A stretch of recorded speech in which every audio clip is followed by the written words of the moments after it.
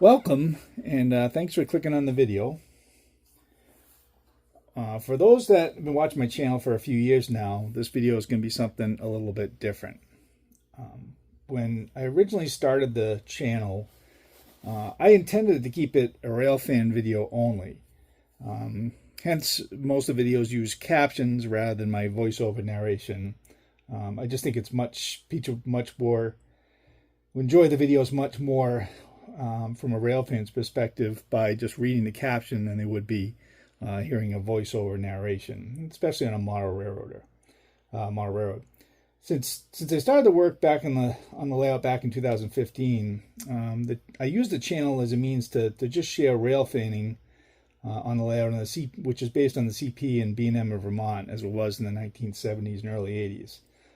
The layout itself is based on the CP's Newport and Lindenville subdivisions, and most of the towns in the layout represent prototype locations along the line. And I've tried to replicate scenes along those lines faithfully with scratch-built structures and a lot of historical references to create the scenes.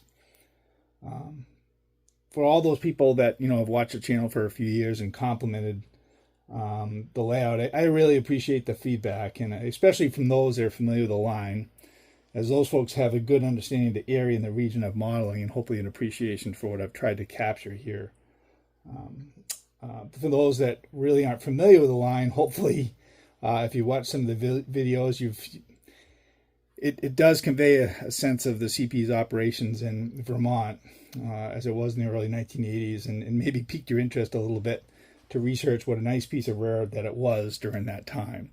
And being the age that I am, I was too young to ever really experience the operations. I really learned about it through magazine articles and books, and a lot of photographers that are well known in the region. So that was how I learned about the CP's operations in Vermont, and to try and really enjoy that from a layout perspective, that's the only way I can do it. Other than still photos, there's just not a lot of videos at that time. There's some that can kind of convey, and you can see some neat things, but the camera quality or the video quality isn't as good as it certainly is in more modern times. But now that the layout's much further along, it's most of the locomotive fleet, CP and B&M, is complete. It's sometimes with all the videos I've been putting out, it starts to feel a little bit repetitive at times in terms of operations and modeling. Along those lines, I've modeled just about every type of locomotive that ran on the line during the 70s and 80s, and while I still enjoy it, and I have no plans of starting over, there are times I really like to model something different. Hence, some of you may have seen some videos of chassis equipment a few months ago, and that's just a reflection of another railroad that I have an interest in, and spent some time rail fanning in the 80s and 90s, and just have an appreciation for it. And while I'm definitely a fan of the chassis, one of my favorite railroads was always the Delaware and Hudson. For a good portion of my teens and into my 20s, I spent a lot of time custom building locomotives. And everything from yellow Atlas, Alcos, yellow box Atlas locos, to blue box Athearn, EMDs as well as GEs. And of course, in the last 10 years, there's been a lot of factory painted D&H locos released, and I've managed to accumulate a good collection of the equipment, add some weathering, and unfortunately, most of it's been relegated to display cases. And it wasn't until the recent release of the Bowser RS3Ms that I really decided I wanted a chance to get these off the display cases and on the layout a little bit. Especially the Bowser RS3s, I just can't say enough that these engines are fantastic. They're a locomotive that I would have never imagined would be made in plastic, in my 20s and 30s. There was only 8 of them made, and really the majority of the time was spent on the D&H, and only one of them survives today. It's changed hands a couple times, originally Bicentennial 506 or 1976, and then renumbered to the 506, and eventually I think it's now in the Arcade in Attica in upstate New York. But just not a very common locomotive, but certainly a very, to me, handsome locomotive, and definitely nice to have a few models of it anyways. But in addition to the RS3Ms, I've managed to pick up quite a few other D&H engines. A couple here displayed right here in front of you. But really the purpose of this video is to kind of take these locomotives off the display case and take an opportunity to run them on the layout. Unfortunately, I'm not modeling, say, Fort Edward or anywhere on the D&H, so Newport, Vermont will have to do. But again, really all we're doing is playing with trains. At least that's my attitude. So I'm going to play with some D&H trains on my CP layout. So hopefully you can enjoy and get a feel for some D&H operations for a change. So hopefully you enjoy. So the three locos I have here, they're all my engines that I generally run on the layout are equipped with LokSound. And the biggest thing about the LokSound engines is really the ability to have the drive hold. And that's the one thing, just while switching and even running up grades and stuff like that, having the ability to isolate the speed of the locomotive and then engage the drive hold and notch trains up so you get that effect of a train really working hard, or even switching in a yard like this where the train will notch up to the fourth, fifth notch to get the cars rolling and overcome the inertia, and then immediately notch down to notch 1 or notch 2 and just coast. But that's just something that LokSound allows you to do with the drive hold feature. So that's really why I really appreciate LokSound, and that's what I've got here. And the two locos, the 5001 is a Rapido RS11 that I've repainted and detailed. It's equipped with scale sound speaker, and then the 5012 is a RS36, an Atlas that I've reworked and detailed probably a good 10, 12 years ago. But when the Bowser RS3s came out, it was time to dust them off and actually get scale sound speakers in them so I could really enjoy not just the beauty of Delaware and Hudson locomotives, but also enjoy some of the sound that goes along with an Alcos 251 V12. Same thing with the 502, one of the recent released Bowser RS3s. I've detailed that up and weathered it a little bit more to represent the 502 as it might have been looked around 1982 or so. That does not have a scale sound speaker. It might be something I add down the road, but it still has the LokSound decoder, and it's fun to run. So if you've made it this far and you enjoy it, stick around for a little bit, and we're going to just have some fun switching out Newport Yard, make a local train up with the 502, and then do some set outs and pickups with the 5001 and 5012. So as we go through it, I'll try and narrate just as I'm making up consists or making up trains, and just talk about some things on the layout that I normally don't talk about in other videos. So sit back and enjoy. So I'm going to go ahead and fire up the sound on the 502. For now, I'll keep the 5001 and 5012 off, just so you can actually listen to the 502 rather than get drowned out by the other two locos. That way you can kind of enjoy it a little bit more, and it sounds more like an Alcos 251 V12 than just a lot of noise with too many engines running. So we'll fire it up, turn the headlight on.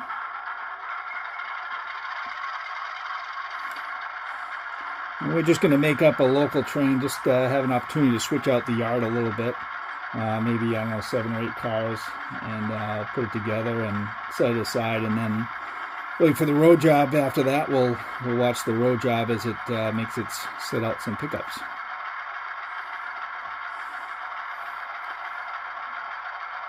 So what I'm going to do, I'm going to go ahead and engage the drive hold, and we're going to go ahead and put it in the first notch, and release the drive hold. Let's see what a nice smooth start the Bowser units do.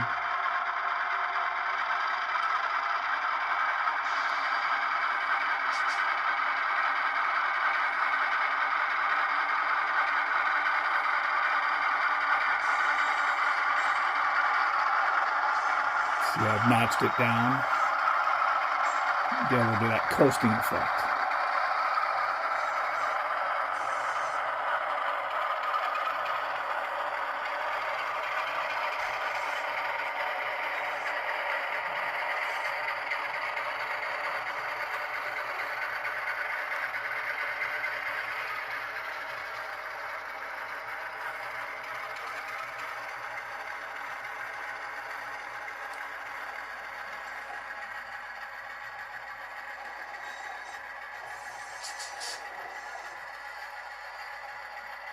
There we go.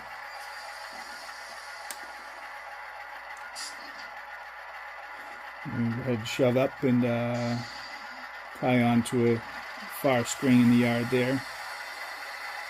Grab another CP paper car.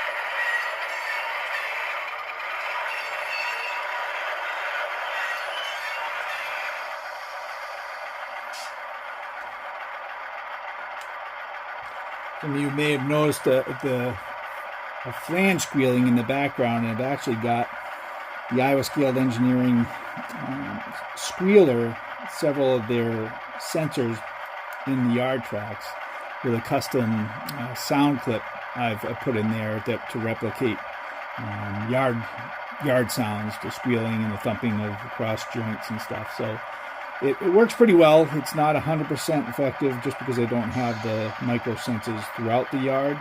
So you kind of get things that are a little bit intermittent, but it's still a nice feature.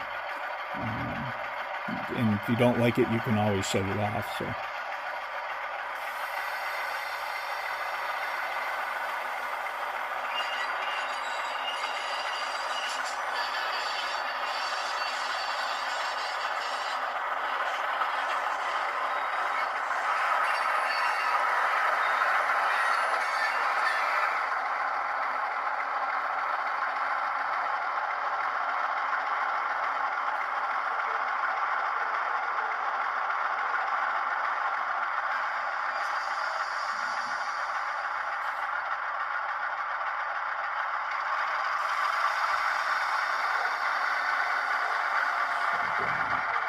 Gonna set the caboose over onto the closest track so we can build our train there.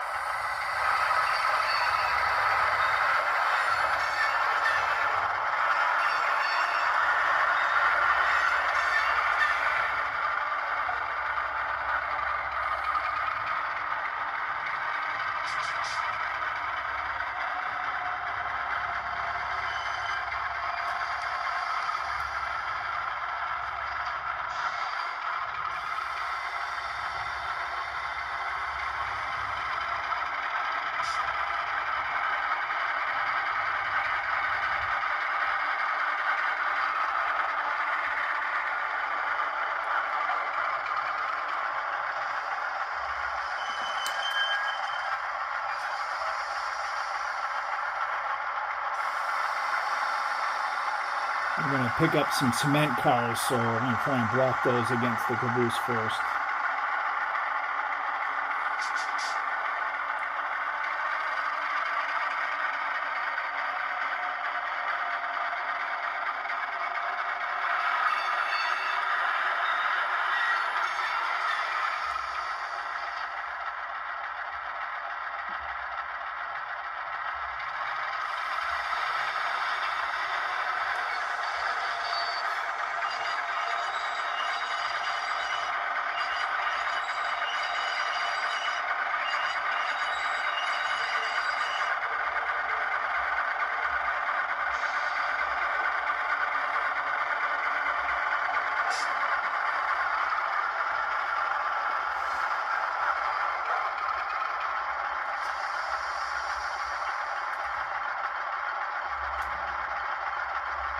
Go ahead.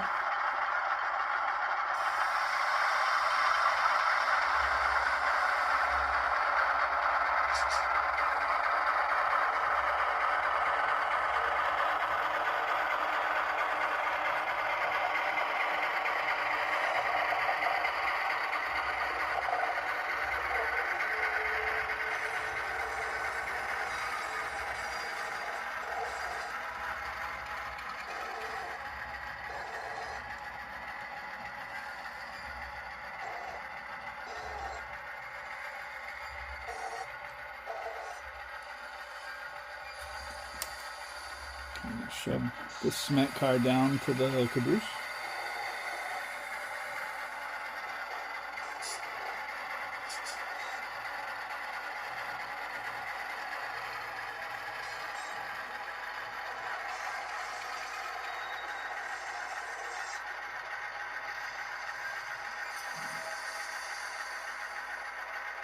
Shove it back right now.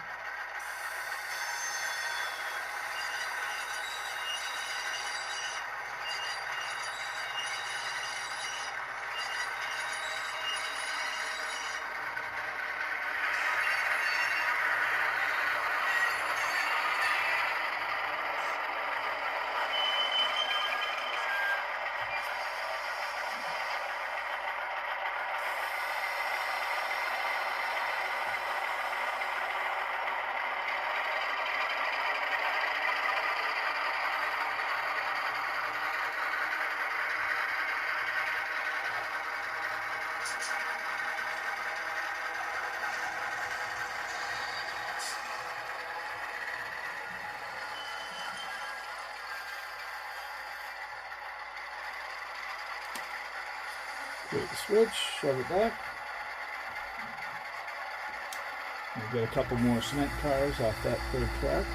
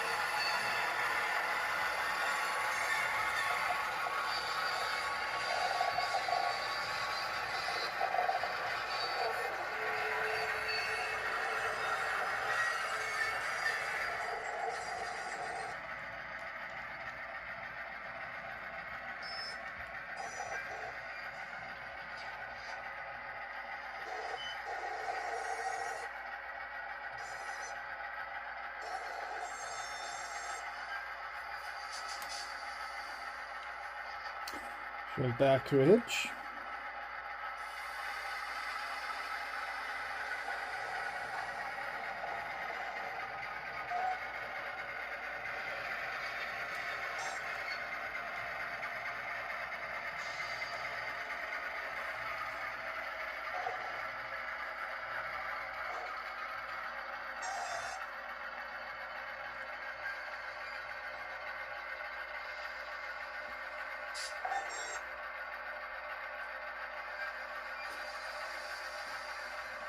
Shove it back a little bit more.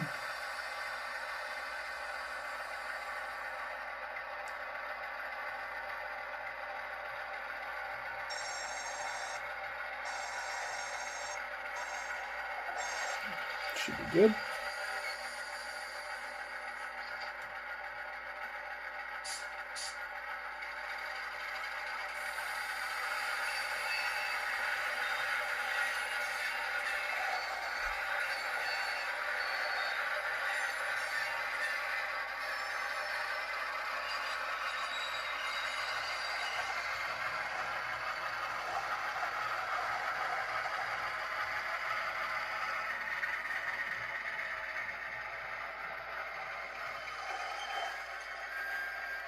Shove back into the third track there.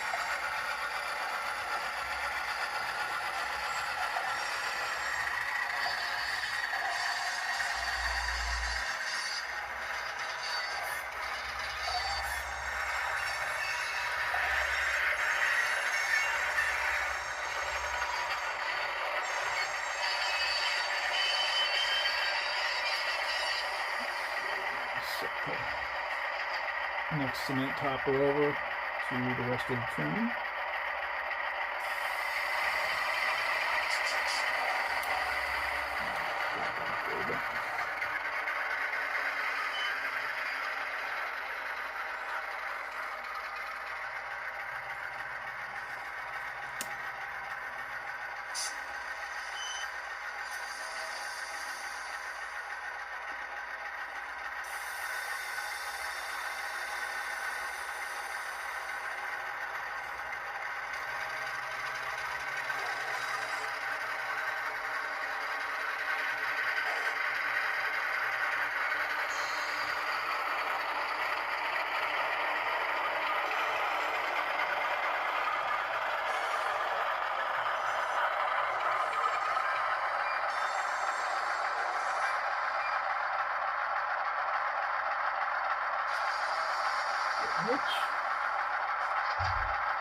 I'm going to cut off the cement cars here and go get those CP paper cars.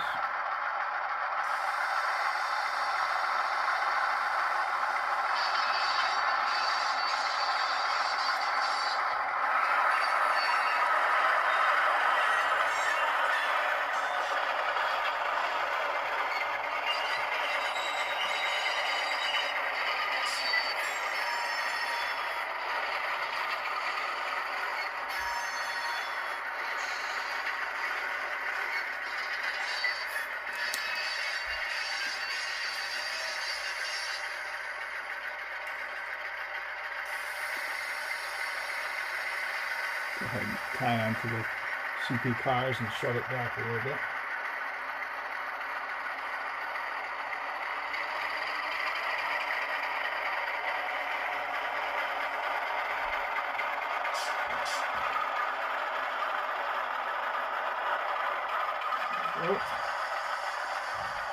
Shove it back into the yard.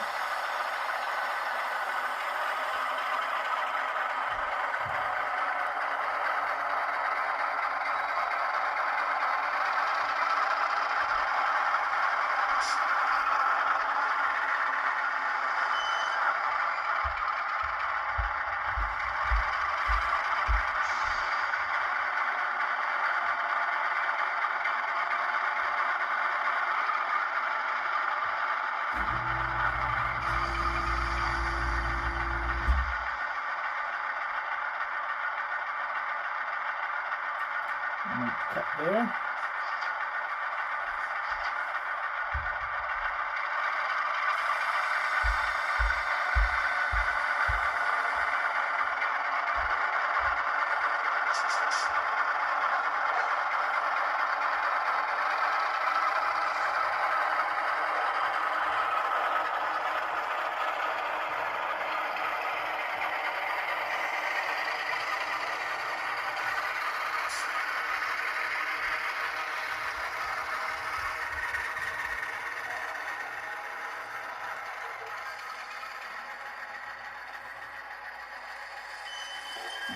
Shove back, tie into our train.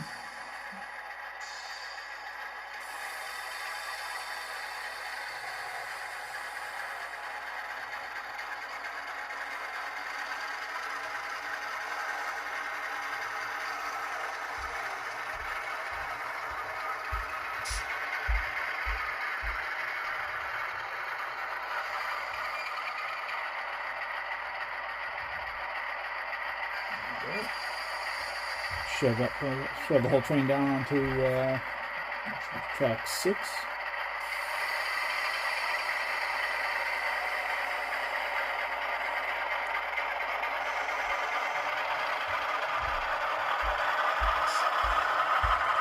Here you can see I've got the RS3M notched into notch 6 right here. It's working to shove the cars down, and you just shut it off right there and listen to it coast.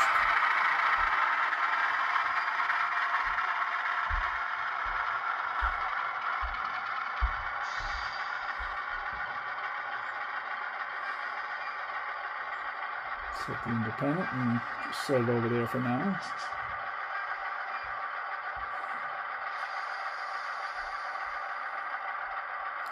Put the headlight on dim. There we go.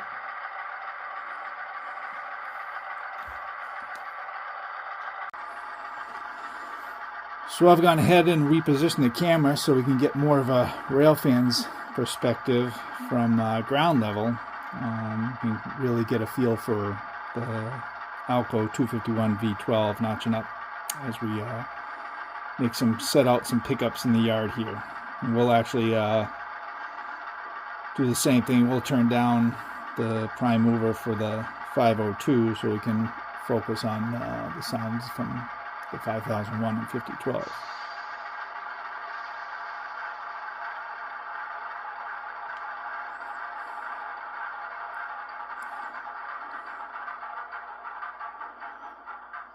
We'll fire up the 5001 and the 5012.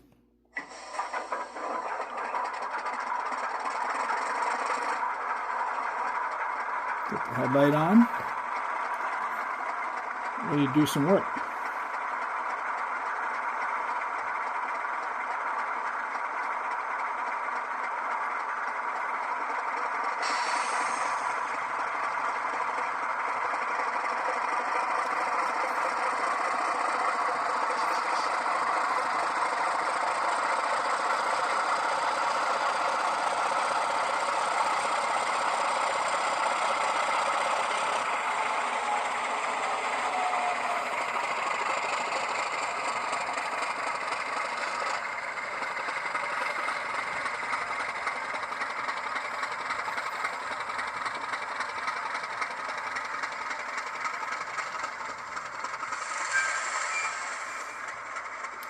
I'm going to set those 2 Kalen cars and the 2 empty D&H paper cars into the yard and pick up some loaded Guilford cars, paper cars.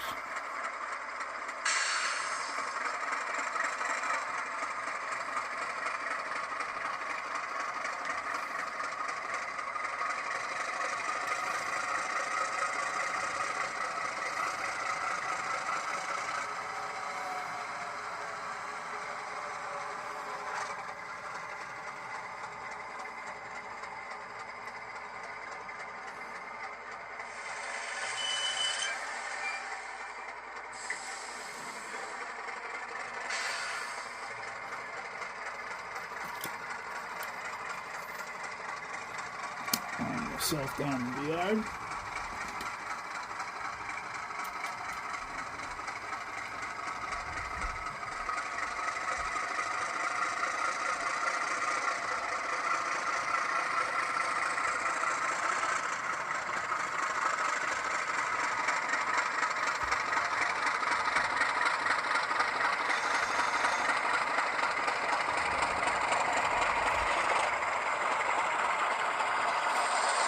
We're going to go ahead and set a delay here so we don't have to uncouple deep in the yard.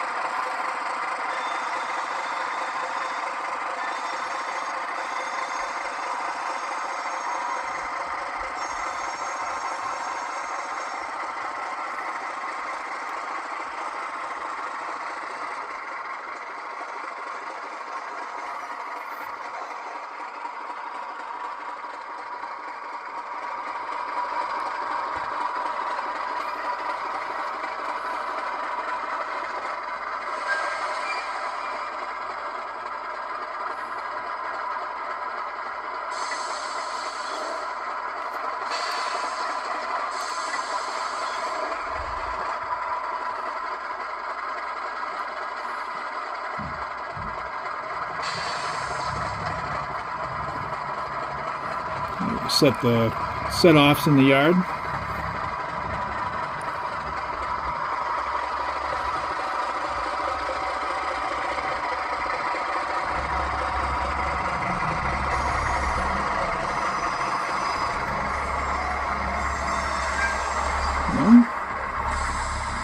I'm going to pick up a couple of grain cars and then the rest of the paper cars.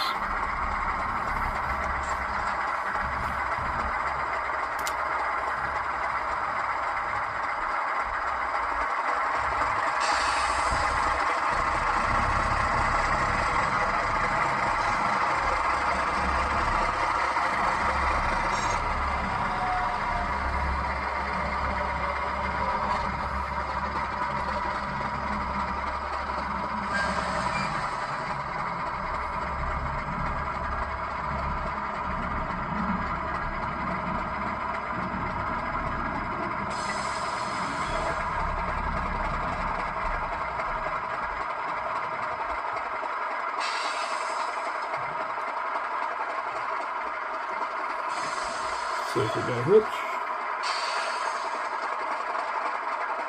Nope.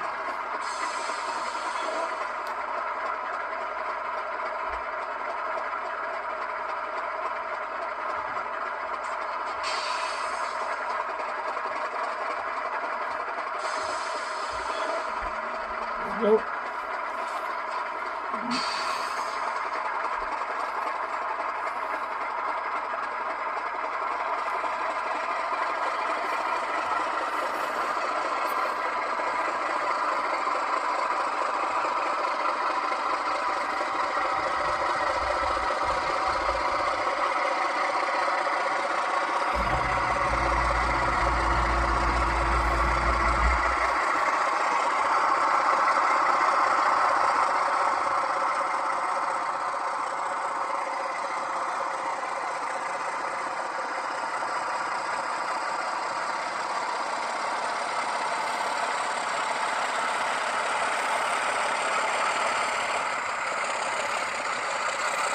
Just like the prototype, we'll get up to knot 6 or 7, get the train moving, and then we'll just coast as we pull the string out of the yard.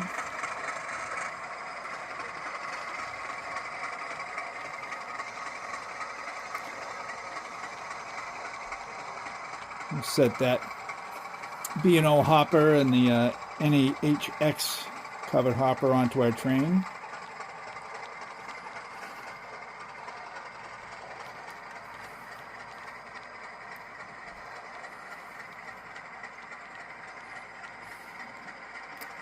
Bear with me for a minute while we make the reverse move while the train's out of the screen.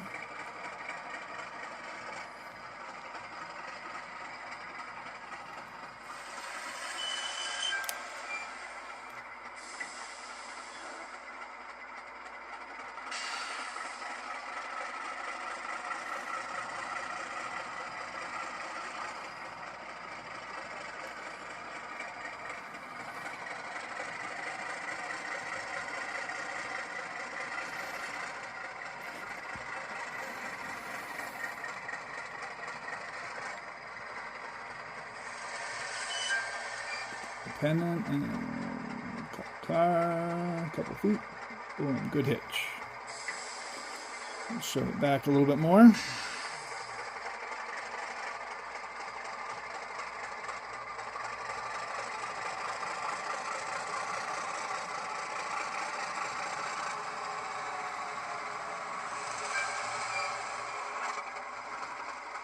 Okay, make it cut.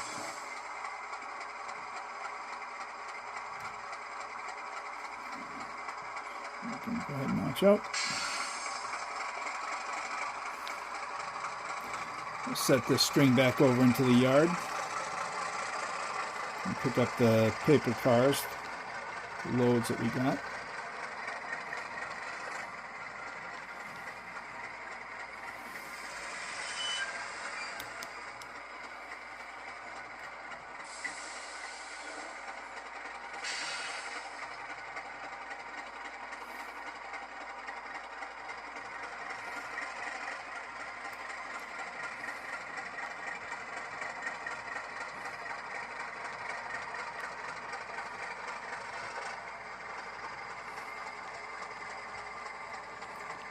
Come back into view.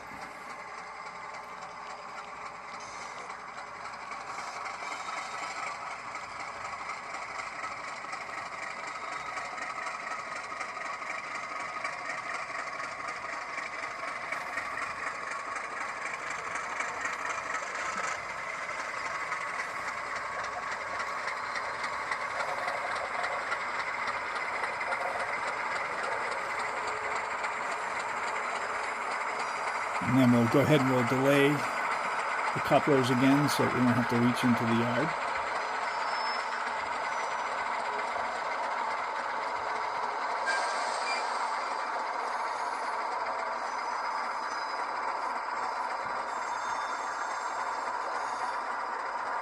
There we go.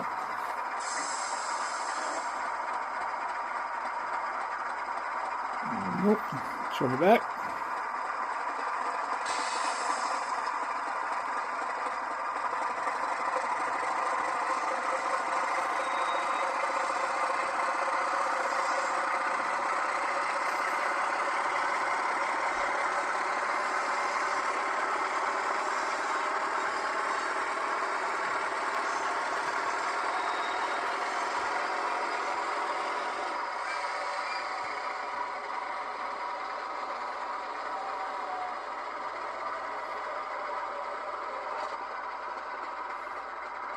There we go. I'm going to come back out and tie onto the next track closest to us and pick up 4 various loaded paper cars of Main Central and B&M origin.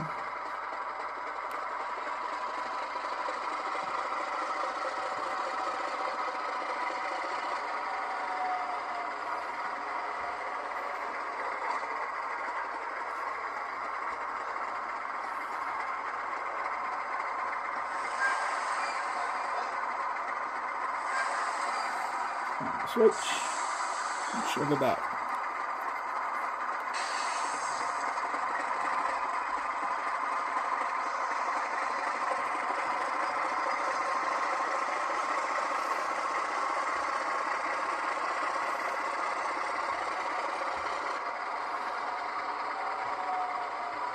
Let's see if we get lucky and actually get a hitch the first time. Probably not.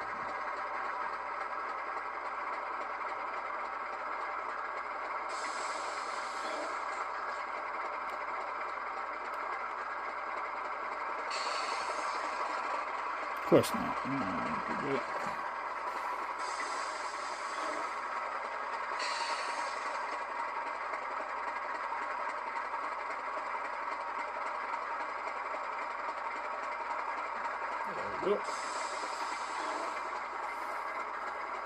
The real ones would have to do that too, so it's not limited to just my railroad. Here we'll notch it up to 4 or 5 to lug the string of cars out.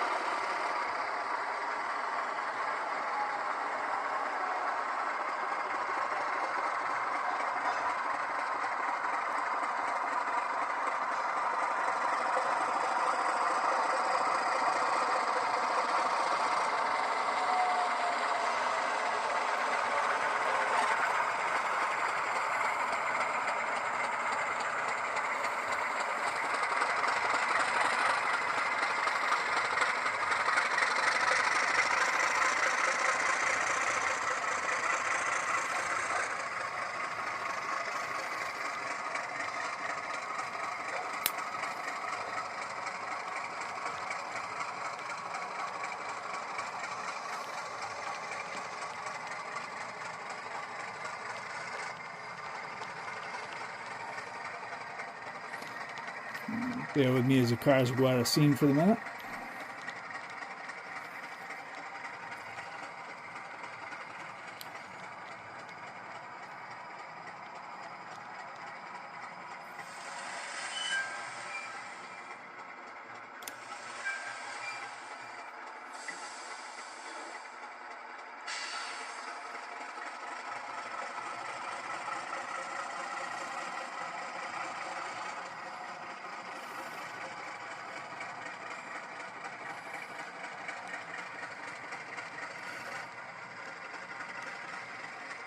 I'm going to ease it back to the rest of the train.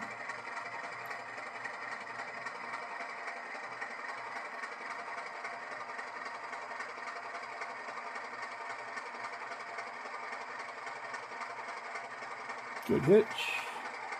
Not good hitch.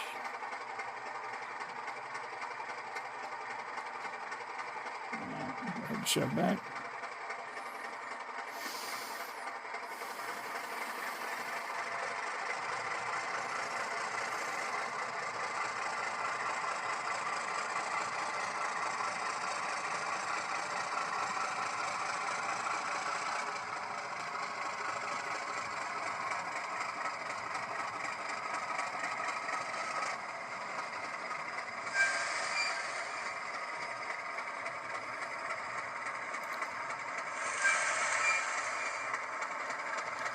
That'll do right about there.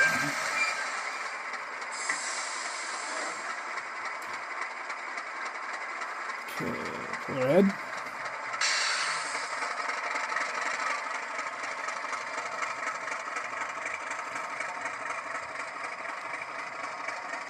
We'll go ahead and set those cars back over the yard and then go tie onto our train.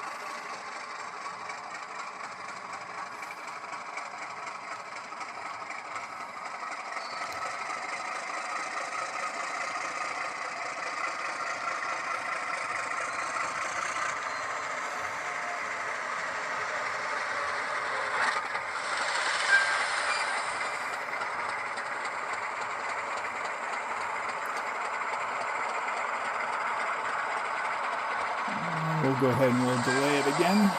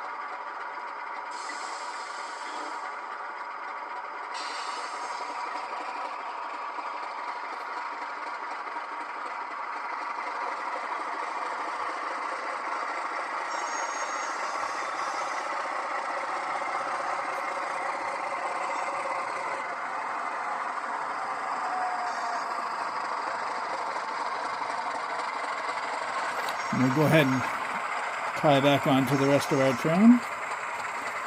Finish up. Sure, some of you have fast forwarded through at this point, and that's completely okay, but I guess I look at it as if you were able to rail fan back in the 70s or 80s, or even today. Sometimes that's just what rail fanning is, just sitting and watching and listening as trains work, which is, to me, if you got an Alco 251, certainly sounds almost as good as it looks, if you ask me.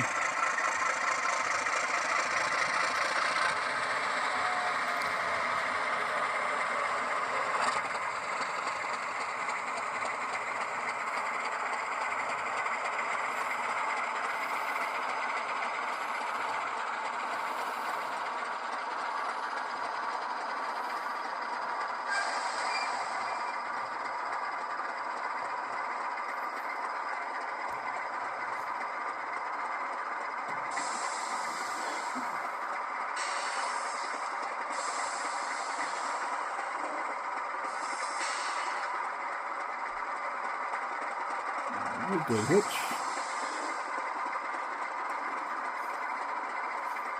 We'll go ahead and fire up the 502 again and pull that ahead for a nice photo opportunity.